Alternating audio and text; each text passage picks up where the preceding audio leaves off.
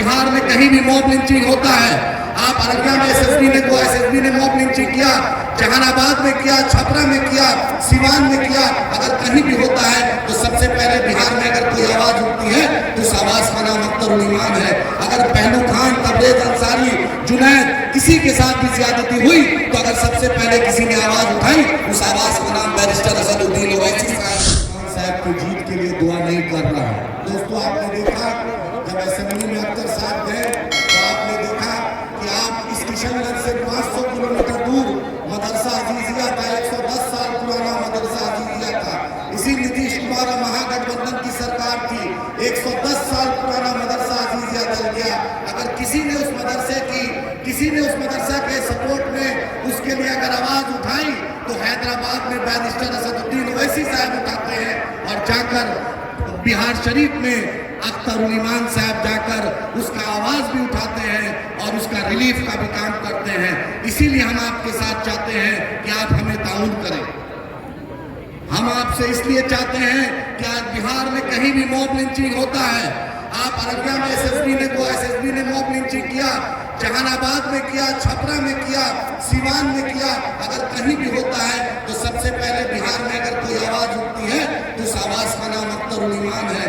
अगर पहलू खान, तबरेज अंसारी, जुनैद किसी के साथ भी ज्यादती हुई तो अगर सबसे पहले किसी ने आवाज उठाई उस आवाज का नाम बैरिस्टर असदुद्दीन ओवैसी साहब है। आप ही बतलाइए, आपने देखा कि रेलवे का एक आरपीएफ कांस्टेबल चेतन शर्मा ने 3 लोगों को गोली मार दिया। हैदराबाद में बैरिस्टर असदुद्दीन ओवैसी साहब की क़यादत में उसकी बेवा को नौकरी भी मिलता है, जीएचएमसी में फ्लैट भी मिलता है और एमआईएम ने भी मदद की और सरकार से भी मदद किया। लेकिन बिहार का बिस्पी मधुबनी का रहने वाला जिसको मारा गया, ये नीतीश सरकार उस वक्त तेजस्वी यादव की सरकार में थे, किसी ने उसको पूछा नहीं। आपने देखा गुड़गांव में हाफिज साद को, जो सीतामढ़ी के रहने वाले हैं, गुड़गांव में उनको शहीद कर दिया गया, किसी ने पूछा नहीं। अगर सबसे पहले उसके घर कोई गया तो मजलिस इत्तेहादुल मुस्लिमीन गया। हम अपनी क़यादत खड़ा करने आए हैं। अगर पासवान लीडरशिप करता है, अगर यादव बिरादरी अपनी लीडरशिप करता है, पूर्वी बिरादरी लीडरशिप करता है तो सीमांचल को भी उसका हक है कि सीमांचल भी अपनी क़यादत खड़ा करे। हमें भी हक है कि हम भी अपनी क़यादत खड़ा करें।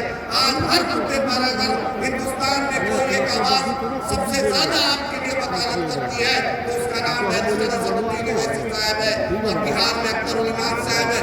बहादुरगंज की सरजमी का हम शुक्रगुजार हैं कि आपने पिछले लोकसभा में हमें लीड कराया था। हमें उम्मीद है कि इस बार भी इंशाअल्लाह ताला आप लीड कराइएगा और अख्तर उल ईमान साहब को कामयाब करके हम इंशाअल्लाह दिल्ली भेजेंगे। बहादुरगंज नंबर 1 रहेगा इंशाअल्लाह। बहादुरगंज पिछले बार भी नंबर 2 था, फिर से आपसे गुजारिश है इस बार भी बहादुरगंज को आप नंबर 1 कीजिए। बहुत बहुत शुक्रिया। बहुत बहुत शुक्रिया आदिल भाई। अब मैं